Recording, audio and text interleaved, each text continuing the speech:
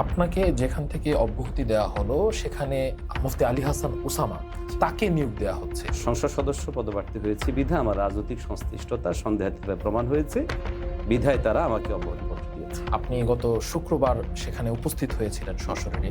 আপনাকে রুমে ঢুকতে দেওয়া হয়নি। যদি আমার মতো ব্যক্তির ব্যাপারে এটা ঘটে, তাহলে বাংলাদেশের কত আলেম জুলুমের শিকার হবে।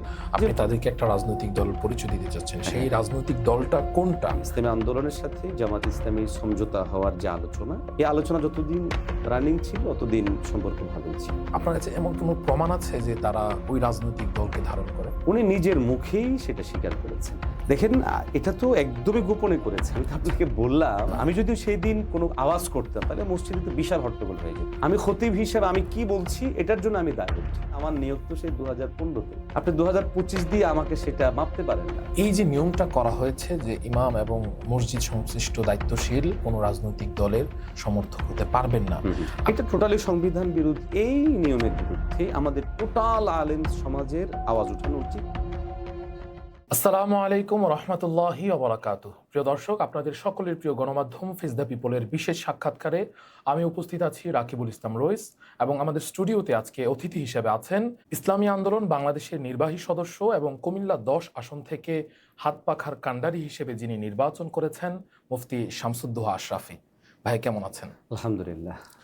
সাম্প্রতিক সময় আমরা আপনার ফেসবুক একটি পোস্টের মাধ্যমে গুরুতর একটি অভিযোগকে আমরা লক্ষ্য করেছি, এবং সেই অভিযোগটা এমন যে আপনাকে হঠাৎ করে দীর্ঘ প্রায় 12 বছর একটি জায়গায় সেবা দেওয়ার পর কি কারণ দেখিয়ে তারা আপনাকে সেখান থেকে অব্যাহতি দিয়েছে, এবং আপনি কেনই বা মনে করছেন যে এটা রাজনৈতিক প্রতিহিংসার শিকার হয়েই আপনাকে সেখান থেকে অব্যাহতি দেওয়া হয়েছে?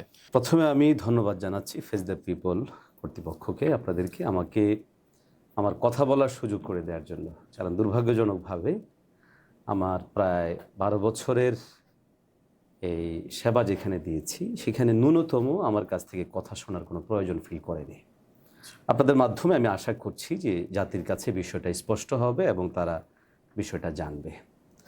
আমি যদি আমাকে যে অব্যাহতিপত্রটা পাঠিয়েছে, যদিও এটা আমার হাতে দেওয়ার সুযোগ ছিল, কিন্তু আমাকে না দিয়ে পরে সেটা কুরিয়ারে করে পাঠানো হয়েছে। সেখানে স্পষ্ট করে লেখা হয়েছে যে আমি ত্রয়োদশ জাতীয় সংসদ নির্বাচন কুমিল্লা 10 আসন থেকে সংসদ সদস্য পদপ্রার্থী হয়েছি বিধায় আমার রাজনৈতিক সংশ্লিষ্টতা সন্দেহাতীতভাবে প্রমাণ হয়েছে, বিধায় তারা আমাকে অব্যাহতিপত্র দিয়েছে।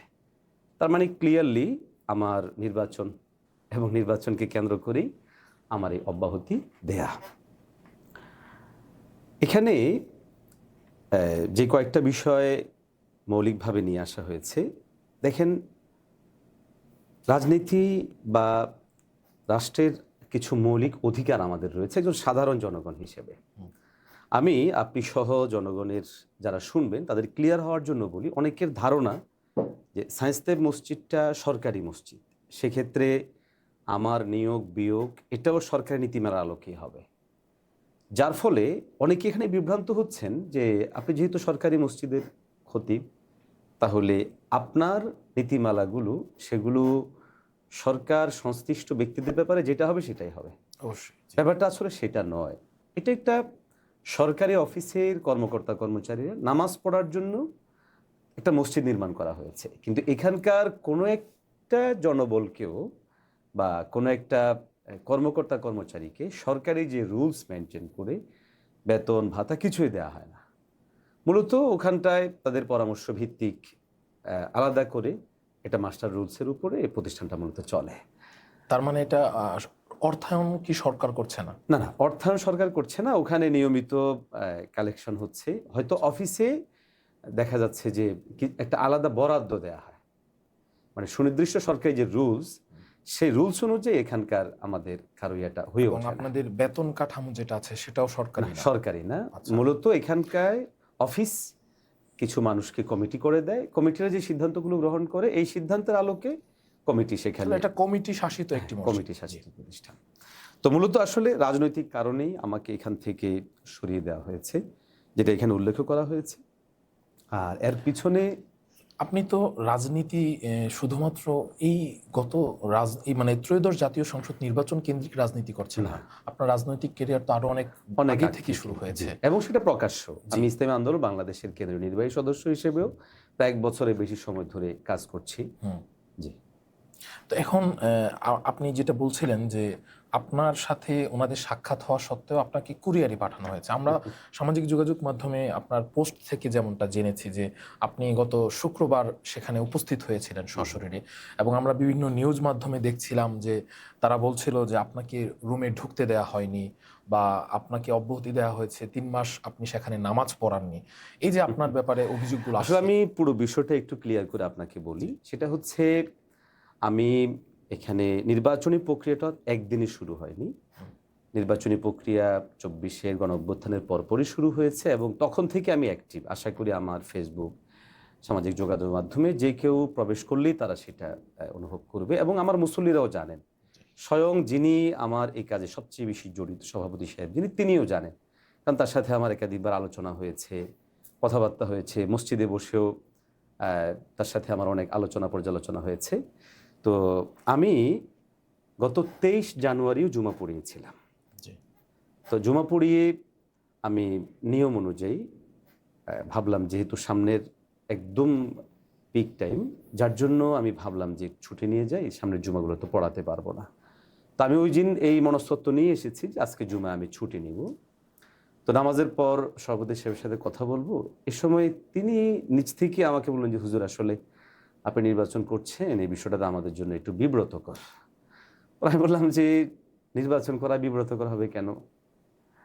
আমি তো এই মসজিদে আজকের বয়ান যেটা, ওইদিন যে বয়ানটা করেছে, মানে আমি এখানেও তো এমন কোনো ভাব করিনি যে আমি নির্বাচন করছি।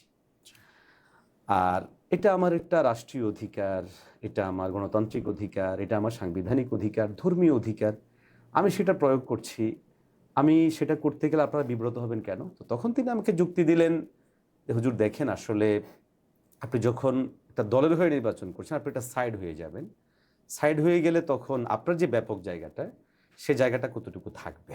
তখন আমি তাকে বললাম, দেখেন আপনি তো আমাকে এই মেম্বরে আজকে প্রায় ১২ বছর যাবৎ দেখছেন। আপনি বলুন তো আমার একটা শব্দচয়ন এমন ছিল কিনা যেটা সুনির্দিষ্ট কোনো দলের প্রতি কাউকে আকৃষ্ট করে কিংবা সুনির্দিষ্ট গোষ্ঠীর প্রতি কাউকে আকৃষ্ট করে? তিনি বলেছেন যে না। তাই আমি বলছি আপনি নিশ্চিত থাকেন, আমি জয়ী হই কিংবা পরাজিত হই, ইনশাআল্লাহ আগামীর দিনেও কখনো এমন কোনো শব্দচয়ন আমার মাধ্যমে হবে না, যেই শব্দচয়নের কারণে আপনাদেরকে বিব্রত হতে হয়। তো ইনশাআল্লাহ আশা করি এটা হবে না। তো তখন আমি ওনাকে বললাম যে আমার ছুটি দরকার। তো তখন আমি চেয়েছিলাম যে আমি নির্বাচন তো ১২ তারিখে হবে, ১৩ তারিখটা ছুটি না কাটাতে, বরং ২ জুমা ছুটি কাটাবো। তো তিনি আবার পরামর্শ দিলেন যে না হুজুর, আপনি ১৩ তারিখ সহই ছুটি নেন। আর নির্বাচন হয়ে গেলে নির্বাচন পরবর্তী অবস্থা কি হয় না হয়, তো আসতে হয়তো নাও পারেন, এই জন্য ১৩ তারিখ সহ নেন। ওনার পরামর্শক্রমেই আমাদের ওখানে নির্দিষ্ট ফরম আছে, তো আমি উপরে গিয়ে ফরমটা পূরণ করে খাদেম সাহেব ছিল, মুয়াজ্জিন সাহেব ছিল, ওনাদেরকে দিয়েছি। তো দুর্ভাগ্যজনক হলেও সত্য, আমি পরে এই কাগজটা পাওয়ার পরে দেখলাম যে অব্যাহতিপত্রের মধ্যে তিনি লিখছেন যে ২৩ তারিখে যে আলোচনা হয়েছে ওনার সাথে আমার, এটাকে তিনি বলছেন যে আমাকে মৌখিকভাবে অব্যাহতির বিষয়টা জানানো হয়েছে, যেটা একদম নিরেট একটা মিথ্যাচার ছিল, যেটা অত্যন্ত দুর্ভাগ্যজনক। সবচেয়ে আসলে ভয়াবহ দিক হচ্ছে, দেখেন আমি জানতেও পারিনি কি হচ্ছে। আমি ছুটি নিয়ে গেলাম, ওনার সাথে আমার এতটুকু কথাই শেষ। তো ১২ তারিখে যখন স্বাভাবিক আমি জয়ী হতে পারিনি, আমি আবার ওমরা যাওয়ার নিয়ত ছিল, এখনও আছে। তো শুরু দিকে যাওয়ার ইচ্ছা ছিল রমজানে। তো আমি চিন্তা করলাম ১৩ তারিখ তো আমার ছুটি আছে। তো নির্বাচনের পরদিন সকালবেলা, যদি আমার অনেক ক্লান্তি ছিল, পরিশ্রম ছিল, মানসিক চাপ ছিল, এরপরও আমি সকালে প্রস্তুতি নিলাম যে না, আমি জুমাটা পড়িয়ে আসি। এতে করে মাঝখানে আরেকটা জুমা আমার ছুটি নেওয়া সহজ হবে। আমি তখন মুয়াজ্জিন সাহেব এবং খাদেম সাহেবকে ফোন দিলাম যে আমি জুমা পড়াতে আসবো। তো মুয়াজ্জিন সাহেব একটু চাপা ইয়ে করে বললেন যে আসবেন, কিন্তু সে কিছু বলে নাই আমাকে। আচ্ছা ঠিক আছে। খাদেম সাহেবকে বললাম জি ঠিক আছে। ঠিক এর ১ ঘন্টা পরে আমার হোয়াটসঅ্যাপে দেখি সভাপতি সাহেবের হোয়াটসঅ্যাপ থেকে এই অব্যাহতিপত্রের মেসেজ। আমি তো অবাক হয়ে গেলাম যে আমি জুমা পড়ানোর পর তখন আমি গাড়িতে আসতেছি। অবাক হয়ে গেলাম যে অব্যাহতি, আমি যাচ্ছি জুমা পড়াতে, আমাকে এখন অব্যাহতি, ব্যাপারটা ঠিক কেমন? তো আবার ফোন দিলাম। মুয়াজ্জিন সাহেব, খাদিম সাহেব, শুধু জানি না ওনারা কি কি সিদ্ধান্ত নিয়েছে। পরে আমি পড়ে দেখলাম যে ওনারা 29 তারিখ সিদ্ধান্তটা নিয়েছে। আচ্ছা। এরপরে আমি এটার দিকে তাকিয়ে দেখি যে এখানে 13 তারিখ। তার মানে হচ্ছে ওই জুমা যেদিনে পড়াতে আসছি, তার মানে আসলে উনি আমার আসার সংবাদ শুনেই 13/2 তারিখে তিনি সাইন করে হোয়াটসঅ্যাপে আমার সেটাকে মেসেজ করলেন। তো যাই হোক, আমি পরে ভাবলাম যে ব্যাপারটা এইভাবে সহজে ছেড়ে দেওয়া যায় না, বা অন্তত মিনিমাম তো এটা আলোচনা হওয়া উচিত যে আপনারা আমাকে অব্যাহতি দিবেন ঠিক কী কারণে, বা বিষয়টি নিয়ে পর্যালোচনার জন্য। তো আমি আসতেছি, পথিমধ্যে আমাকে সেক্রেটারি সাহেব ফোন দিলেন। ফোন দিয়ে বললেন যে হুজুর আপনি আজকে না আসলে ভালো হয়, পরে আজ। আমি বললাম যে কেন আসবো না, আমি ছুটি নিয়েছি, আমি ছুটিতে ছিলাম, আপনারা একটা মানুষের উপরে সিদ্ধান্ত গ্রহণ করবেন তাকে একদম না জানিয়ে আমি ছুটিতে আছি, এই বিষয়টাও আপনারা গুরুত্ব না দিয়ে আমার ব্যাপারে সিদ্ধান্ত নিলেন। যদি আমার মতো ব্যক্তির ব্যাপারে এটা ঘটে, তাহলে বাংলাদেশে কত আলেম জুলুমের শিকার হবে। যে আমি বললাম আমি আসবো, আবার আপনাদের সাথে বসবো, কথা বলবো। আমি আসলাম, আসার পরে আমার ওখানে একটা রুম আছে, তো রুমে যাব। তো সাধারণত আমার চাবিটা ছিল মুয়াজ্জিন সাহেবের কাছে এবং তৃতীয় জন খাদেম, দুইজনের মধ্যে তৃতীয় নাম্বার যে একটা বোবা ছেলে তার কাছে। আমি যখন উপরে যাব, তো যে খাদেমটার কাছে চাবি ছিল না, সে আমাকে বললো যে হুজুর চাবিটা তো সভাপতি সাহেবের নিয়ন্ত্রণে। সভাপতি সাহেবের নিয়ন্ত্রণে মানে? বলে যে সভাপতি সাহেব আমাকে বলছে এই চাবিটা মুয়াজ্জিন সাহেব থেকে আর ওই খাদেম থেকে নিয়ে ওনার বাসায় দিয়ে আসার জন্য, পরে আবার বলছে যে নামাজের পরে দিয়ে আসার জন্য। তো আমি তখন বললাম যে তার মানে আমি আমার রুমে যাব না? তখন সে বললো আচ্ছা হুজুর ঠিক আছে রুমে যান। বললাম না, এইভাবে তো হয় না। সভাপতি তোমার কাছে তো চাবি ছিল না, আমার কাছেও চাবি না, যে দুজনের কাছে চাবি ছিল ওনাদের কাছ থেকে নিয়ে তোমার কাছে রাখা এবং ওনার কাছে জমা দিতে বলা, তার মানে তো প্রকারান্তরে আমাকে তিনি রুমে যেতে দিতে চাচ্ছেন না, আমি যাব না। তো আবার মুয়াজ্জিন সাহেব বললেন না আচ্ছা ঠিক আছে সভাপতি সাহেবকে ফোন দাও। তাই বললাম যে না, ফোন দিয়ে আমি আমার রুমে প্রবেশ করার প্রয়োজন নাই। আমি তখন অজু করে মসজিদে ঢুকলাম। মসজিদে ঢুকে আমি বসে আছি, সভাপতি সাহেব আসলেন, আমি নিজে উঠেই সালাম মুসাফা করলাম। তিনি কিছু বললেন না, আমি জুমা পড়াবো কি পড়াবো না। পরে ইমাম সাহেব যিনি ছিলেন, যার ব্যাপারে আমি অনুমোদন দিয়ে আসছি, উনি পড়াবেন। উনি আবার বললেন যে আপনি পড়ান। আমি আবার আগে শুনেছি যে সভাপতি সাহেব ওনাকে পড়াতে বলেছেন, না যেহেতু আপনাকে পড়াতে বলেছে আপনি পড়ান, অসুবিধা নেই। তো তিনি জুমা পড়ালেন। জুমার পরে আমি বসে আছি, আমার আশা ছিল যে ব্যাপারটা কি হলো, অন্তত মিনিমাম একটা ভাই মানুষ একটা কর্মচারীকে বা একটা গৃহকর্মীকেও তো বিদায় করার সময় মিনিমাম রুলস মেনটেন করে বা তার সাথে আলোচনা করে পর্যালোচনা করে। দেখলাম যে না, কিচ্ছু না।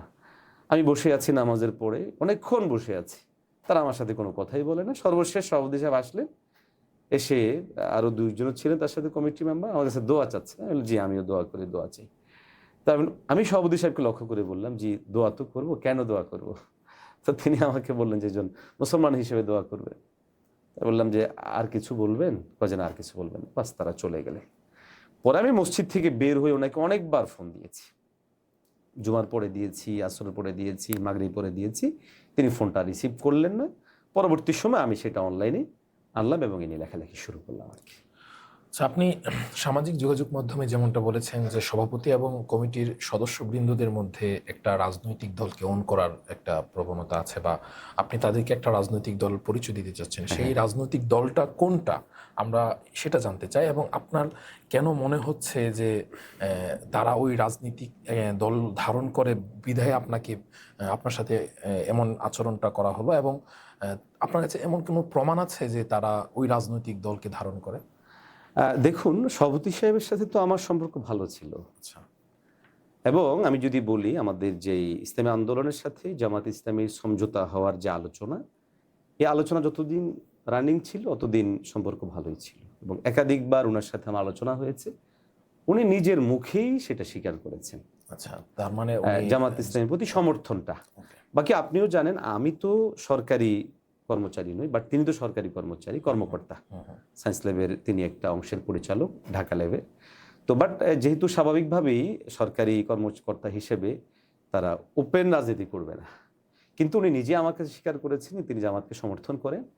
আর নিছক রাজনৈতিক ভিন্নতার কারণেই যে বিষয়টা ঘটেছে এবং আমাদের কওমি দেওবন্দি আলেমদের প্রতি তার যে একটা বিরূপ মনোভাবটা, আমি এই ব্যাপারে আপনাকে স্পষ্ট দুটো প্রমাণ দিই। একটা তো আমি নিজে, আর দ্বিতীয় হচ্ছে আপনি হয়তো খেয়াল করে থাকবেন কিছুদিন আগে আমাদের সেখানে ইমাম নিয়োগ করা হয়েছে। তো ইমাম নিয়োগের ক্ষেত্রে ওনার দৃষ্টিভঙ্গিটা বরাবরই ছিল যেন এখানে কওমি দেওবন্দি কেউ না আসতে পারে।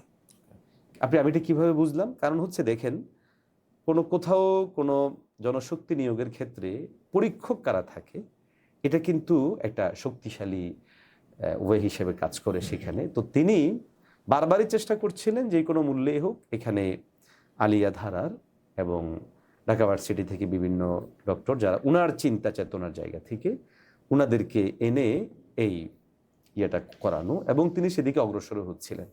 তো জুমায় আমাকে তিনি বললেন যে হুজুর, আলিয়া থেকে 2 জন রাখলেই তো হয় ইন্টারভিউতে, কি বলেন? আমি বললাম যে না, এটা তো হয় না। না, আলোচনা হয়েছে, পাশাপাশি হাসান জামিল সাহেবের ব্যাপারে কথা হয়েছিল, কিন্তু ওনাকে পাওয়া যাবে কি যাবে না, এই জন্য আপনি কি বলেন, আলিয়া থেকে 2 জন নিয়ে নিতে? আমি বললাম যে না, দেখেন এদেশে আলেমদের দুটো ধারা থেকে উঠে আসে, একটা আলিয়া কওমি থেকে। আপনি ন্যূনতম নিরপেক্ষতা যদি ঠিক রাখতে হয় তাহলে অবশ্যই আপনাকে আলিয়া থেকে একজন নেন, কওমি থেকে একজন নেন, এতে করে নিরপেক্ষতাটা এখানে অবশিষ্ট থাকবে। তো আর তিনি যে হাসান জামিল সাহেবের যে বিষয়টা বলেছিলেন যে ওনাকে পাওয়া যাবে না, হাসান জামিল সাহেব কিন্তু আমারও নিয়োগ বোর্ডে অন্যতম যিনি ছিলেন হাসান জামিল তখন সাহেব। কি উনি সভাপতি ছিলেন আপনার নিয়োগের সময়? না না না, আচ্ছা, অন্যজন সভাপতি ছিলেন, কিন্তু হাসান জামিল সাহেব আপনার নিয়োগ পরীক্ষক ছিলেন। জি। তো আমরা এবং কমিটির অনেক মেম্বাররাও প্রত্যাশা করছি, কিন্তু কাছাকাছি মসজিদ, এবং আলহামদুলিল্লাহ হাসান জামিল সাহেব দেশব্যাপী একজন গ্রহণযোগ্য আলেম, সার্বিক দিক থেকে উনি থাকলে জিনিসটা নিরপেক্ষতা পাবে।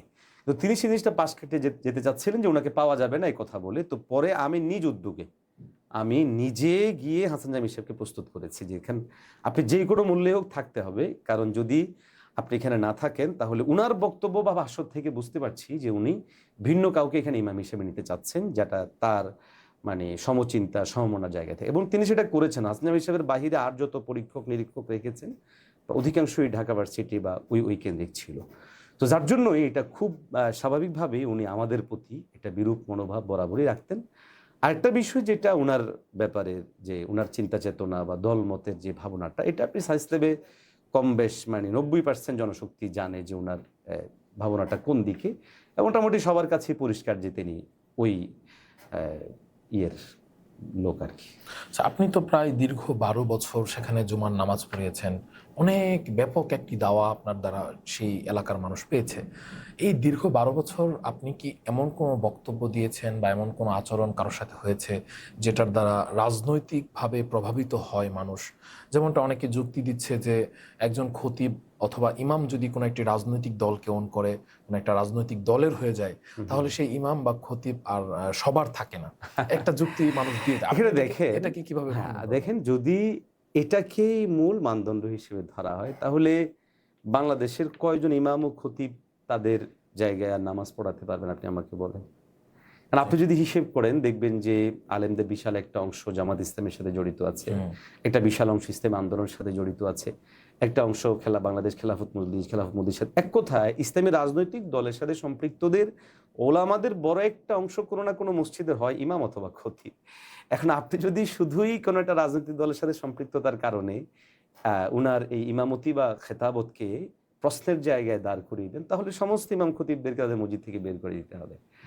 আমি আমার জায়গা থেকে স্পষ্ট করে বলেছি, ওনাকেও বলেছি যে দেখেন, আমি 12 বছরে আমি যে এই দলটা করছি এই দলের দাওয়াত কাউকে মসজিদে দিয়েছি কিংবা মসজিদের বাইরে ব্যক্তিগতভাবে দিয়েছি এমন কোনো প্রমাণ আপনি দেখাতে পারবেন না। এরপরে আপনি আপনার নিজের যুক্তি থেকে একটা জিনিস বুঝুন। আমি আমার দর্শকদেরকেও বলবো যে এটা কিভাবে আপনি ভাবেন যে আমি একজন খতিব, সপ্তাহের শুক্রবার আমি একটা মসজিদে আসছি জুমার খুতবা দেওয়ার জন্য, হয়তো এখানে আমি 2 ঘন্টা অবস্থান করব।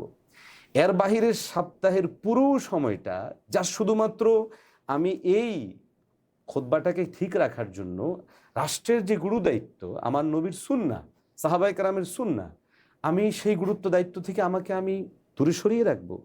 এটাকে আদৌ কোনো অবস্থায় সম্ভব? রাষ্ট্র পরিচালনা তথা রাজনীতিটা ঠিক কি? দেখুন, আমরা যারা ইসলামী রাজনীতি করি আমরা তো বলি যে আমরা নবীজির সুন্নাহ বাস্তবায়নের জন্য করি। তাহলে আমার নামাজটা যেমন ইবাদত, আমার রাজনীতিটাও ইবাদত। আপনি আমাকে একটা ইবাদতের জন্য আরেকটা ইবাদত থেকে মানে দূরে রাখতে পারেন না।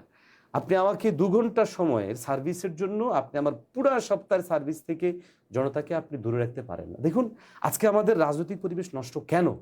এর পিছনে একমাত্র কারণ হচ্ছে আজকের মানুষ রাজনীতি বলতে বুঝে এটা ভোগ বিলাসের জায়গা, এখানে অনৈতিকতার জায়গা। আজকে যদি আমরা যারা মসজিদের জায়গায় বয়ান দিই, জনমানুষকে ভালো হওয়ার জন্য বলি, আমলের ক্ষেত্রে আমরা এই মানুষগুলো যদি রাষ্ট্র ব্যবস্থাপনায় মানুষকে মানে প্র্যাকটিক্যালি ময়দানে গিয়েও কোনো ভূমিকা পালন করতে না পারি, তাহলে সেক্ষেত্রে মানুষ শিখবে কোন জায়গা থেকে? তারা তো ভাববে যে রাজনীতি মানে হচ্ছে লুটিপুটি খাওয়াটা। এই জন্য আমরা চেয়েছি এবং আমরা চাই, আমি একটা চ্যালেঞ্জিং জায়গায় যাচ্ছি ইনশাল্লাহ, যে না, এটা হতে পারে না। একজন খতিবকে শুধুমাত্র তার শুক্রবারের 2 ঘন্টার সময় সার্ভিসের জন্য বাকি টোটাল সপ্তাহে 60টা দিন তার হাত পা বেঁধে তাকে থাকতে হবে শুধুমাত্র আমার এই চেয়ারটাকে ঠিক রাখার জন্য। এটা কোনো অবস্থাতে হতে পারে না। আমরা আপনি যেহেতু মসজিদের খেদমতে দীর্ঘদিন নিয়োজিত, জি। তো আমাদের মসজিদগুলোতে দলীয় রাজনৈতিক যে কর্মকাণ্ডগুলো এখন শুরু হয়েছে বা আগেও হয়েছিল, আপনি কি মনে করছেন এর দ্বারা ইবাদতের পরিবেশ নষ্ট হচ্ছে? এমন কিছু যুক্তি দিচ্ছে, আপনি এটাকে কিভাবে খণ্ডন করবেন? না, সুনির্দিষ্ট দলীয় কর্মকাণ্ড যেগুলো, এটার আপনার বিভিন্ন রয়েছে, ধারা রয়েছে, বিভিন্ন জিনিস। এখন ঠিক কোনটাকে এখানে নির্ধারণ করা হচ্ছে এটা আমি ক্লিয়ার না। ধরেন যে কোনো রাজনৈতিক কর্মকাণ্ড, সেটা সভা হোক, সমাবেশ হোক, আলোচনা হোক, যে কোনো রাজনৈতিক কর্মকাণ্ড, কর্মশালা হোক, যে কোনো না, রাজনৈতিক এমনিতে একটি দল। স্বাভাবিকভাবে যেহেতু মসজিদটায় বহুদলের মতের মানুষজন থাকে, সেক্ষেত্রে যতটুকু সম্ভব মসজিদে রাজনৈতিক কার্যক্রম রাজনৈতিক ব্যানারে সরাসরি না করা। কারণ এতে করে যেহেতু আমাদের দেশে দ্বিদলীয়, 3 দলীয় বা বহুদলীয় রাজনীতির জায়গা, এখানে ঝামেলা তৈরি হবে, যার জন্য প্রতিটা রাজনৈতিক দল নিছক নিজেদের রাজনৈতিক প্রোগ্রামগুলোকে মসজিদের বাহিরে করাটাই যুক্তিযুক্ত। এতে করে পারস্পরিক যেই বিরোধ, ভুল বোঝাবুঝি কিংবা মারামারি, হানাহানি, এই টাইপের বিষয়গুলো না হওয়ার দিক বিবেচনা করে মূলত বাহিরে করাটাকে আমি আমার জায়গা থেকে যৌক্তিক মনে করি। কিন্তু এখানে আরেকটা পয়েন্ট রয়েছে, সেটা হচ্ছে যেমন অনেক রাজনৈতিক দলগুলোর কিছু দিনই প্রোগ্রাম থাকে। ধরেন দর্শে কোরআনের প্রোগ্রাম থাকলো, দর্শে হাদিসের প্রোগ্রাম থাকলো, জিকিরের প্রোগ্রাম থাকলো, হ্যাঁ, অথবা সব গুজারির প্রোগ্রাম থাকলো। এই ধরনের প্রোগ্রামগুলোকে রাজনৈতিক রূপায়ণ না করে বা রাজনীতি হিসেবে সেটাকে রূপান্তরিত না করে সেই হিসেবে না ধরাটাই উচিত। বাকি নিছক রাজনৈতিক প্রোগ্রাম যেগুলো কর্মশালা, কর্মীদের বিভিন্ন সেটাকে মসজিদের বাইরে করাটাই ভালো। একটা জিনিস আমার মিস হয়ে গেছে, সেটা হলো আপনার ইসলামী আন্দোলন বাংলাদেশ এবং জামায়াতে ইসলাম আমরা দেখেছি দীর্ঘ সময় ধরে একটি জোটের অধীনে ছিল। তো তখন আপনার কমিটির সাথে আপনার সম্পর্কটা কি খুবই স্বাভাবিক হ্যাঁ, ছিল? খুবই স্বাভাবিক ছিল। এবং আপনি এটাই মনে করছেন যে আপনার যখন এই জোটটা ভেঙে যায় হ্যাঁ, এবং আপনি নিজে এমপি প্রার্থী হিসেবে হ্যাঁ, নির্বাচন করেন? অবশ্যই। কারণ আমি খোঁজ নিয়েছি যে আসলে ব্যাপারটা কি ঘটলো। কারণ একটা আশ্চর্য ঘটনা তো, হ্যাঁ। তা আমি পরে জানলাম যে গুরুত্বপূর্ণ জায়গা থেকে যে আসলে একটা ভিন্ন বিষয় মিটিং ছিল, ওখানেই সভাপতি সাহেব সেটা উঠিয়ে নিয়ে আসছে। এখন আরো যে ইম্পর্টেন্ট একটা পয়েন্ট, সেটা হলো দীর্ঘ 12 বছরে তো আপনার ওই এলাকাবাসীর সাথে খুব ভালো একটা সম্পর্ক হওয়ার কথা। তো আপনার এই হঠাৎ অব্যাহতি দেখে আপনার মুসল্লিদের কি প্রতিক্রিয়া? তারা কি আপনার পাশে আছে নাকি আপনি এখন একা? না, দেখেন, এটা তো একদমই গোপনে করেছে। আমি তো আপনাকে বললাম হ্যাঁ। যে এমনকি ধরেন এই যে অব্যাহতি পত্রটা, এই অব্যাহতি পত্রটাও আমি তো 13 তারিখ মসজিদে গিয়েছি। আপনি আমার ইয়েতে যদি চেক করেন তাহলে পাবেন যে 13 তারিখে আমি আপনাকে দেখাচ্ছি একটু কষ্ট করে। সুন্দরবন, এই যে 13 তারিখকে ঠিক 3টা 10-এ, ফ্রাইডে 3টা 10-এ হচ্ছে কনফার্ম করা হয়েছে। আমি জুমা পড়াতে আসছি, জুমার নামাজের পরও প্রায় 2টার পরও আমি মসজিদে অবস্থান করেছিলাম। অর্থাৎ আপনাকে সরাসরি সাক্ষাৎ হওয়ার পরও মসজিদ কমিটি বা সভাপতি সাহেব আপনাকে উনি সেটা এই একদমই লেটারটি গোপন হাতে রেখেছেন। দেননি। এবং মজার বিষয় হচ্ছে ওই দিন আমি যখন মসজিদে যাই, তো আমি খতিব, আমি তো জুমা পড়াবো, কিন্তু আমিনাপুরেই যখন ইমাম সাহেব পড়াচ্ছেন তখন অনেক মুসল্লি একে অপরের কানাঘুষা করছিলেন যে খতিব সাহেব নামাজ না পড়ে ইমাম সাহেব পড়াচ্ছেন কেন। এখন সর্বশেষ মুসল্লিদের অবস্থান বা তাদের প্রতিক্রিয়া কি? না, মুসল্লিদের প্রতিক্রিয়া, এখানে 2 শ্রেণীর মুসল্লি আছে। এক শ্রেণীর মুসল্লি তো হচ্ছে যারা আসলে ভিতরে, যে সরকারি কর্মকর্তা কর্মচারী যারা, আপনি স্বাভাবিকভাবে জানেন সরকার কর্মকর্তা কর্মচারীগণ বাস যেটা অফিসিয়াল ডিসিশন এর বাইরে কথা বলেন না। আচ্ছা। কিন্তু এরপরও আমি আশাবাদী, আপনি যদি গোপনে তথ্য নেন, আমি আশাবাদী 100-তে 100% মুসল্লিকে পাবেন যারা ইনশাল্লাহ আমার পক্ষাবলম্বন করবে।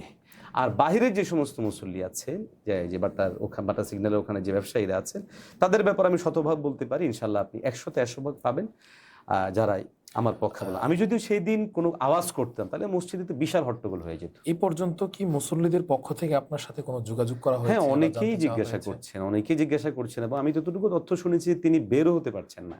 আচ্ছা, মানে মানুষের এখন প্রশ্নের সর্বশেষ হ্যাঁ। সামাজিক যোগাযোগ মাধ্যমে একটি বুমেরাং মানে একটা নিউজ আমরা গতকালকে দেখেছি, আচ্ছা, যে এটা একটি দাবি বা আচ্ছা। এটা সামাজিক যোগাযোগ মাধ্যমে বিভিন্ন মানুষ লেখালেখি করছেন যে আপনাকে যেখান থেকে অব্যাহতি দেওয়া হলো সেখানে জামাত ইসলামীতে যোগ দেয়া একজন আলোচিত আলেম মুফতি আলী হাসান উসামা তাকে নিয়োগ দেওয়া হচ্ছে, এই ব্যাপারে আপনি না, কি এই জানেন? ব্যাপারটা আমার একদমই জানা নেই।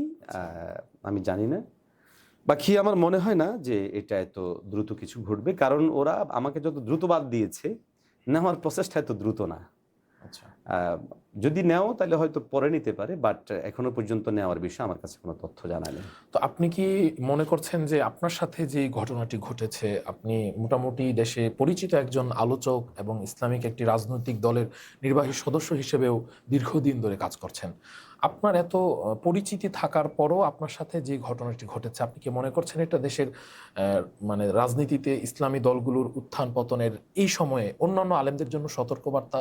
না, অবশ্যই সেটা অশনির সংগীত এবং আমি সেটা বারবারই বলেছি এবং আপনাকেও বলছি যে দেখেন আমি সায়েন্স ল্যাবে জুমা না পড়ালেও আল্লাহ আমাকে চালাবেন জি। এবং আলহামদুলিল্লাহ সেই অবস্থান আমার রয়েছে এবং হয়তো আল্লাহ পাক অন্য কোনো মসজিদে জুমা পড়াবেন, না পড়ালেও অসুবিধা নেই। কিন্তু যেই ইস্যুকে কেন্দ্র করে আমাকে অব্যাহতি দেওয়া হচ্ছে এটা অন্তত পক্ষে আমাদের জন্য অত্যন্ত ভয়ঙ্কর। দেখুন, আমি ফার্স্ট যেই শিরোনাম দিয়েছিলাম ফেসবুক স্ট্যাটাসে, সেখানে আমি মেসেজটা দেওয়ার চেষ্টা করেছিলাম। আমাদের বহু লোক প্রশ্ন করে যে হুজুরদের রাজনীতিতে ভূমিকা নাই কেন, রাষ্ট্রে ভূমিকা নাই কেন? আসলে আমাদেরকে ভূমিকা রাখতে দেওয়া হচ্ছে না।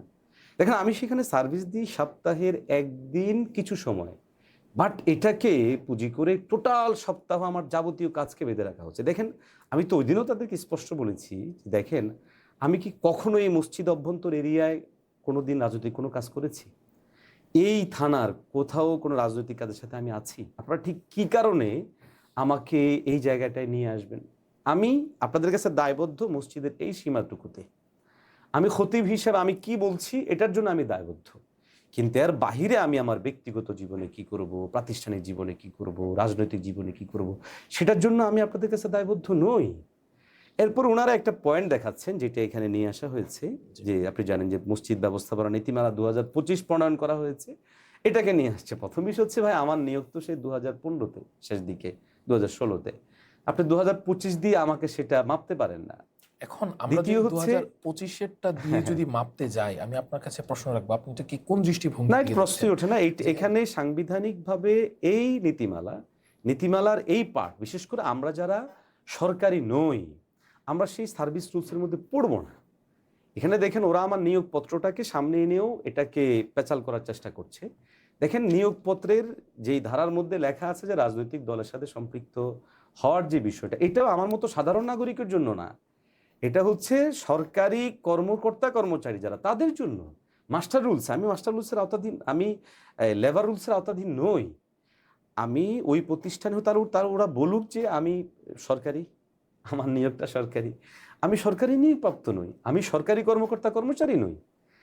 আমি যদি সরকারি কর্মকর্তা কর্মচারী হতাম তাহলে খুব স্বাভাবিকভাবে আমি সেখানে অবশ্যই সে নিয়ম মেনেই করতাম। আমি যদি এখন প্রশ্ন করি যে 2025 সালের যে নিয়মটি এখানে ফলো করে আপনাকে অব্যাহতি দেওয়া হয়েছে, এই যে নিয়মটা করা হয়েছে যে ইমাম এবং মসজিদ সংশ্লিষ্ট দায়িত্বশীল কোনো রাজনৈতিক দলের সমর্থক হতে পারবেন না, আপনি এই নিয়মটাকে কিভাবে দেখছেন? এটা টোটালি সংবিধান বিরোধী এবং আমি মনে করি এই নিয়মের বিরুদ্ধে আমাদের টোটাল আলেম সমাজের আওয়াজ উঠানো উচিত।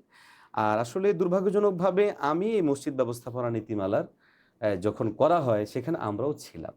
তখন কিন্তু আসলে এই পয়েন্টটা ছিল না। আচ্ছা, এটা পরবর্তী সময়ে কেউ না কেউ ঢুকিয়েছে। কারণ প্রথম ইয়েতে এটা ছিল কিনা আমার ধারণা নেই, জানা নেই। পরবর্তী মিটিংগুলো আমি আর আসতে পারিনি আমার রাজনৈতিক ব্যস্ততার কারণে। আমার মনে হচ্ছে কেউ না কেউ এটা কৌশল করে ঢুকিয়েছে মূলত আলেম সমাজকে বিব্রতকর পরিবেশে ফেলার জন্য এবং রাজনৈতিক হাতিয়ার তুলে দেওয়া হয়েছে। আমি এজন্য এটাকে নিয়েই ইনশাল্লাহ আশাবাদী যে আমি আইনি লড়াই করব, কারণ এটা করা আমাদের জন্য জরুরি। আচ্ছা দর্শক, আমরা একেবারে আমাদের অনুষ্ঠানের শেষ পর্যায়ে চলে এসেছি। এখন যেই ঘটনাটি আমাদের আশরাফি ভাইয়ের সাথে ঘটেছে, আমরা চাই না কোনো দলের বা যে কোনো পর্যায়ের কোনো আলেমের সাথে এমন ঘটনা ঘটুক। এটা আলেম সমাজের উপর একটি ভয়ঙ্কর নিপীড়ন হতে পারে। সর্বশেষ আপনার কাছে আমরা যে জিনিসটি জানবো, আপনি বলছিলেন যে আপনি আইনি পদক্ষেপ নেবেন। তো সেই আইনি পদক্ষেপের কোন পর্যায়ে এখন আপনি আছেন, আপনি কি কি আইনি পদক্ষেপ নিতে চাচ্ছেন সেই সম্পর্কে জানতে চাই। না, আমি চেষ্টা করছি যে এই বিষয়টাকে প্রথমত অফিসিয়ালি যতটুকু আগানো যায়। এক্ষেত্রে আমি ওখানকার একজন চেয়ারম্যান রয়েছেন, ওনার সাথে একাধিকবার ফোন দিয়েছি, ফোন রিসিভ করেননি। পরে তিনি আবার ডেট দিয়েছেন, আমি যেতে পারিনি। আগামী দিন আবার ডেট দেওয়া আছে। তো প্রাথমিকভাবে আগামী দিন আমি বসবো, আচ্ছা, বসে এই বিষয়টা নিয়ে কথা বলবো। এরপরে হচ্ছে আসলে আমার এখানে মাথা ব্যথাটা আমি আবারও আপনাকে ক্লিয়ার করছি, শুধু আমার জুমা না।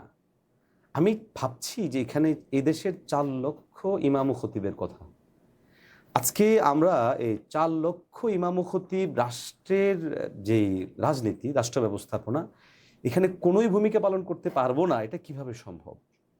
এই নীতিমালার কারণে যদি কারণ খুব স্বাভাবিক, এখন এই নীতিমালা যদি প্রণীত হয়, তার মানে হচ্ছে আজকে যারা সাপোর্ট দিচ্ছে, জামাতের অনেক ভাইয়েরা এটাকে খুব পক্ষাবলম্বন করছে যে আপনার এখানে নিয়োগে লেখা আছে, নীতিমালায় লেখা আছে। তা আমি ওদের অনেককেই বলেছিলাম, দেখেন এই নীতিমালা আপনাদের উপর প্রয়োগ হলে আপনাদেরও তো মসজিদ টিকবে না, জুমা টিকবে না।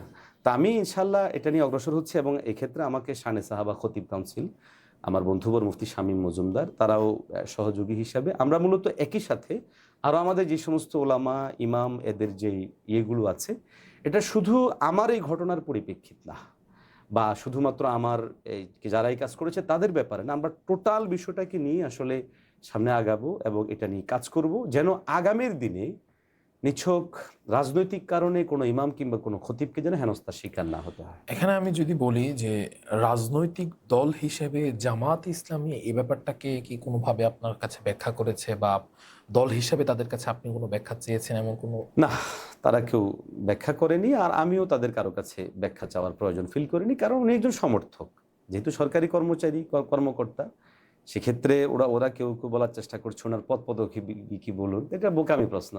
কারণ যারা রানিং সরকারের মধ্যে থাকে, খুব স্বাভাবিকভাবেই তারা কোনো পদ পদবিতে যায় না নিজেদের চাকরির ভয়ের কারণে। তো স্বাভাবিকভাবেই সেই জায়গায় নেই, কিন্তু যেহেতু নিজ মুখে স্বীকার করেছেন তিনি জামাত সমর্থক, এই জন্য আসলে কথাটা বলা। আমি যে এটাকে একবারে জামাতমুখী করে দেওয়া, এই ধরনের কোনো টার্গেট আমার ছিল না। জাস্ট কথার আলোচনায় কারণ আমি আসলে খুঁজেই পাচ্ছিলাম না আমার অপরাধটা কি। জি, দেখেন, যদি এমন হতো যে আমি আগে কোনো অপরাধ করেছি, আমাকে একাধিকবার নোটিশ দেওয়া হয়েছে, যেমন আপনি দেখেছেন যে অনলাইনে একটা অপ্রয়োজনীয় ছড়িয়ে দেওয়া হয়েছে, আমি 3 মাস ধরে নামাজ পড়াই না। তা আসলে আমি তখন বলেছিলাম যে আমি তো 23শে জানুয়ারি আমি জুমার নামাজ পড়িয়েছিলাম এবং ছড়ে নিয়ে গিয়েছি। তো ওরা বিভিন্ন প্রপাগান্ডা ছড়ানোর চেষ্টা করছে। যদিও ওদের কোনো আসলে জ্ঞানই নেই। যেমন ওদের একজন বলছে যে আমার সভাপতি চেয়ারম্যান, অথচ চেয়ারম্যান হচ্ছেন এখানে একজন নারী। তো ওরা বলছে যে 3 মাস যাবত আগে আমি জুমা পড়াই না। আসলে ব্যাপারটা আমি জুমা পড়াচ্ছি। তো আসলে আমি চাচ্ছি যে এই বিষয়টা মূলত যেন আগামীর দিনগুলোতে কারোই পেরেশানির কারণ না হয়, এবং আমি স্পষ্ট বলেছি যে আমি গত প্রায় 12 বছর আমাকে একটা নোটিশ দিতে হয়নি, সেখানে 3 মাস আমাকে বারবার নোটিশ দিতে হবে কেন? একদমই দিতে হয়নি। তো আমি ইনশাল্লাহ অগ্রসর হচ্ছি এবং চেষ্টা করছি যে এই বিষয়টা নিয়ে কেউ যেন আর আগামীর দিনে পেরেশান না হয়।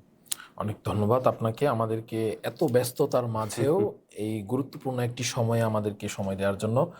দর্শক, আপনাদের কাছে আমরা প্রত্যাশা রাখছি যে মুফতি শামসুদ্দোহা আশরাফী সাহেব, যিনি যে মানে সমস্যার সম্মুখীন হয়েছেন, বাংলাদেশে আর কোনো মসজিদের ইমাম কারো ধারায় এরকম কোনো সমস্যার সম্মুখীন না হন, আমরা এই প্রত্যাশাই ব্যক্ত করছি।